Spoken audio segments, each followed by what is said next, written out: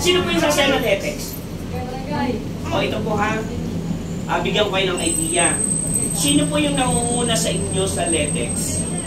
Ate, may balita ako na pwede kayong sumali kasi ang kasali po ay Pasay, kasali po ay Nova, kasali po ay MCU, kasali po ay Navaliches, nakasali po ay yung nakita itong kay Ate Agna. Bali, 4 sila, kulang pa ho ng 2. Saan po yun? Sa RSA po yun, sa 23. Ang balita ko ho, 30,000 po yung first prize. Tapos second prize po, 20,000. Ang third prize po ay 10,000. No? Pwede kayong magsabi lang po kayo kay ma'am, tawagan po nyo si ma'am Juliet. Isali po nyo yung latex. Hanggang, anong date na ngayon? Hanggang 15 na lang po. No? Sali kayo, sayang kung may 30, kung totoo yung narinig ko, 30,000, ako ibang usapan na yun kung 6 lang kayo sasayaw. O kung 6 kayo sasayaw, tapos sasayaw nyo, puro ganun lang. Diba? Papaya. Hindi, sakto lang. Magsabi kayo kasi unang-una, diba, sasayaw kayo sa 16? O sasayaw ka sa 16? O doon pa lang magsabi na kayo kay Ma'am Juliet o kaya doon kay Junjun. At ulitin nyo sa akin para ako magsabi na kayo ay sasali sa 16, sa 23. Ha? Kasi sayang po yun. Diba? Sayang yung opportunity para sa inyo. Sana si Douglas yung sasali. Baka mag-uwi naman yung tao. Diba? Kaya, sumasayaw lang kami sa banyo eh. Ha? Ayan po, no, team collaboration, welcome po namin kayo sa 16, sa head office. Ang speaker po ay 8, ang speaker po. Tapos may sasayaw po, isa po yung latex na sasayaw sa inyo. Pwede kayong sumali doon sa 23, sa anniversary po. Alam niyo po yung Metropolitan sa Manila? Yun po ang venue. Yung mas lapit sa Quiapo. Quiapo ba yun? Malapit sa Quiapo. No? Galingan ninyo ha? Kasi, ang alam ko, magaling yung Nova. Kasi laging sumasayaw sila ng ng... Pero kuwan yan, ako lang sasabi sa inyo, kayang-kaya nyo yun. No? Oo, diba? Kailangan ang pagsayaw, huwag masyadong seryoso. Pag sumayaw kayo, yung may kwela. Diba? Kasi, nandun ang audience doon sa makwela ka. Hindi yung seryoso.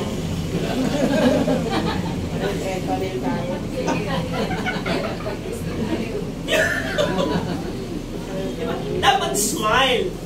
Yung pag-open mo pala, kawayan na kayo doon sa harap, di ba?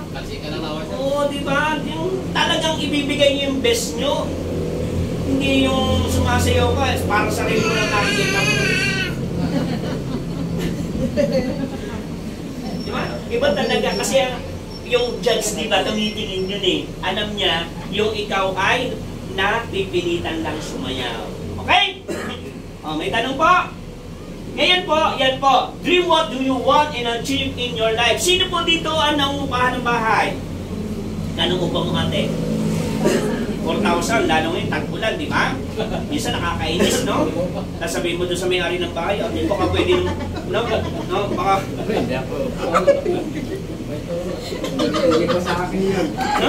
Baka sabihin mo, ate, baka pwede namang yung butas ng bubong mo, yung ayusin. Ano sabi ng may-ari? Di ba? Pag hindi naman umuulan, hindi naman tumutulo eh. Diba? Sino nangupahan, no? Nangupahan? 4,000. O diba, pag 4,000, ganito lang kalaki yun, 4,000. May isang kwarto, studio type. Diba? Tapos, sino nangupahan ng 2,500?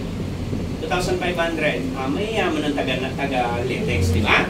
Ayun nangupahan ng 1,000. Pag yung 1,000, share na lang yun. No? Yung pagtulog mo, pagtagilid mo, siya na. No? Di ba ate? Kaya may hirap mangupahan ng bahay. Yung pag-alis mo ng bahay mo, pagbalik mo, abo na. No? Nasunog na. Di ba?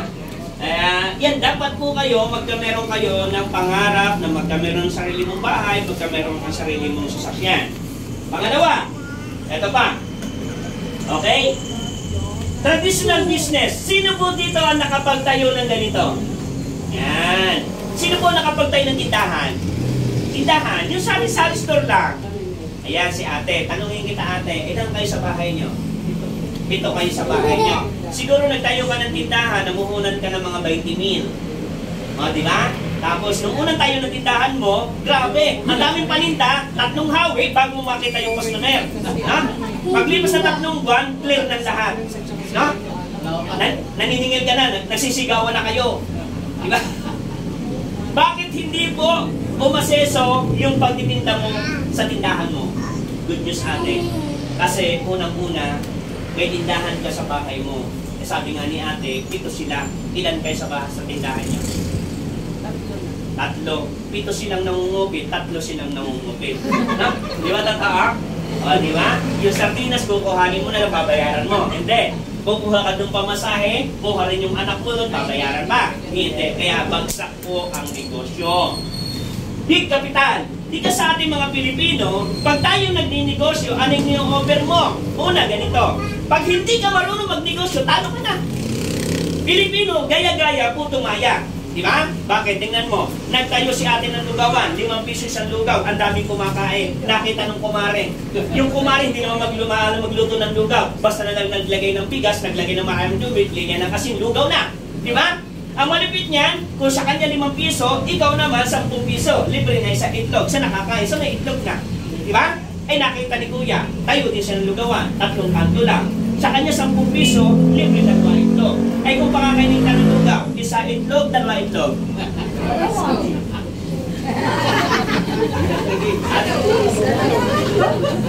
Nag-isip ako yung itlog. Ano? Ikaw ate, 1 itlog, 2 itlog. 2. Diba? Mas nakakasiguro. 3 itlog sabi mo yung ano. Diba? Ibig ko sabihin, may kukumpetensya. Kailangan expertise ka, mahusay ka. Alam nyo ba, ang hindi lang nakikita ng mga Pilipino ito, yung negosyo na ganito. Alam nyo ba kung bakit po yung mayaman, yung mga dayuhan dito sa Pilipinas dahil po sa ganitong pamamaraan? Pilipino, isip nila, empleyado. Kahit pag-aralin niya na magulang, kahit sobrang talino niyan, ang takbo ng utak, empleyado. Kasi yun ang i-mindset sa atin ng magulang natin. Magpakabuti ka sa paghahanap buhay mo at pagpakabuti ka sa pag-aaral mo. Pag nakatapos ka, apply ka ng trabaho. Hindi sinabi magdadubhaga sa pag-aaral mo, tapos hanap ka ng negosyo. Walang ganun. Kaya tayo, kahit anong ganda ng ating pinag-aralan, ang takbo natin, empleyado. Pero tanungin kita, mayaman ba Pilipinas? Yes. Nakakita ka ba ng Mumbai na katulong sa Pilipinas? Wala. Kasi mindsetting nila. Sila walang pinag-aralan sa pinanggalingan nilang bansa. Pero pinipilit nilang matutong mag-Tagalog. Kasi bakit? Ang negosyo nila 5-6, di ka sa Pilipino, mangungutang. Di ba? At alam mo ba, may dapat kang gayahin sa mga Bombay. Alin? Yung kanilang disiplina sa sarili. Anong disiplina yon? Pasensyoso. Hindi magagalitin. Di ba? Saan ka nakakita ng Bombay na na-aksidente sa motor? Wala. Bakit? Disiplinado. Halimbawa, pupunta sila doon sa kanto na yon. Pumunta sila ng papunta sila. Halimbawa, mag-aalas 3. Makakarating sila doon alas 3:30. Bakit naniningili? No, ang malapit niyan, no, pag ikaw ay nangutang sa Bombay, no, ang 1,000 mo, 1,200. Araw-araw yan kahit 20-20 napakatsaga niyan. Di ba? Ngayon, hindi naman bawat araw maganda ang mood mo. Pagdating sa bahay mo, mumukat-mukat ka pa lang. Ano sabi? Hulog mo. Ano sabi? Naku, pwede ba ang aga-aga? Pero nagalit ba siya? Hindi! Nagsalita din siya. Ang sabi niya, sige, bukas balik ako, dagwa na ka. Kaya. Di ba naman na siya magsalita? Ang malupit pa niyan, pag yan naging kaibigan mo, bago ka kumuha ng pera, kukuha ka muna ng kumot. Diba? Kukuha mo ka muna ng electric pan at kung ano-anong mga bagay na dala nila. Di ba? Sasabihin nyo, ito maganda, ang daming lamok sa inyo, bilikang ko lang mo. Kasya 2 po, nakatayo. O tingnan mo. Ang galing nila mag-motivate. Sasabi sa'yo, ang ganda-ganda mo, wala ka man lang kahit ano sa katawan mo, bili ka ng relo. Napakatibay. Kahit pukpukin ng martilyo, umaandar pa rin. Huwag mo lang tatamaan. No? Nagagawa nila, di ba? Ano sabi nila? Bili kang kwintas, original. Kahit sausaw mo sa suka, di pumuputi. Pag pumuti ang kwintas, piki ang suka. Ay ikaw, magbenta ka ng kape. Pag ikisinigawan, mahal ng kape mo! Wala, uwi ka na. Diba? Alam, sa totoo lang, dapat pasensyoso ka.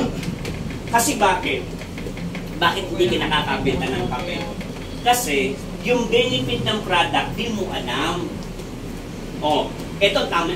Pag sinabing, ang mahal ng kape mo, isang tanong lang yun. Ang sabi ko ganito, alam mo kaya mahal ang kape ko kasi may vitamin C siya, may vitamin B3, may calcium, iron, potassium, sodium, phosphorus. At alam mo ba ang kape namin? Yung kape namin, pwede mong timplahin sa mainit or malamig na tubig. Pag ito'y nahihilo, butasan mo yung iyong sachet ng kape, pwede mong itaktak sa bibig mo. Ay yung iyong Nescafe coffee mo, pwede ba yun? Hindi! Kaya mahal ang kape namin. Understood na yun. Bibili niya yung product. Diba? Ay hindi. Ano sabi sa'yo? Ang mahal ng kape mo. Ano sagot mo? Eh di, huwag kang bumili!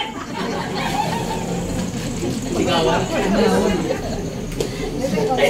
Wala kang mabebenta. No, kaya nga, sabi ko sa'yo, kaya realidad, no? At kailangan expertise ka.